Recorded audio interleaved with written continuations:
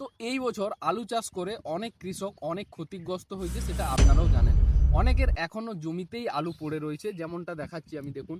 এবং আমিও একটি পুরনো আলুর জমিতে রয়েছি, যেখানে আলু সবে কিছুদিন আগে মাত্র তোলা হয়েছে। তো এই অবস্থায় অনেক কৃষক আর্থিক দিক থেকে ভেঙে পড়েছে, অর্থাৎ এখন নতুন করে আর চাষ করার মতো সামর্থ্য অনেকের নেই।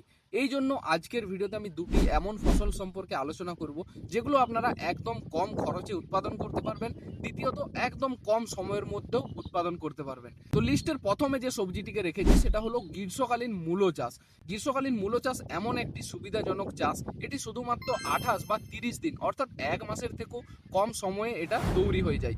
এই সময় সাদা ফ্রেশ মূলোটারই বেশি চাহিদা থাকে এবং এই জাতটা যদি আপনারা চাষ করেন, আপনার অন্য কোনো সেরকম খরচই নেই, শুধুমাত্র বীজ ক্রয় করে বপন করলেই ভালো রকম মুনাফা নিতে পারেন এবং এই সময় মূলার বাজার দরও বেশ ভালোই থাকে। মূলোর যদি আমি জাতের কথা বলি, সবচেয়ে উন্নত জাত আপনারা বেছে নিতে পারেন ইউকে 909। তাছাড়া আপনারা বেছে নিতে পারেন সানগ্রো কোম্পানির কেটিএক্স বা সানগো কোম্পানির ভিকেএস। এই দুটো জাতও আপনারা আমাদের থেকে ক্রয় করতে পারেন।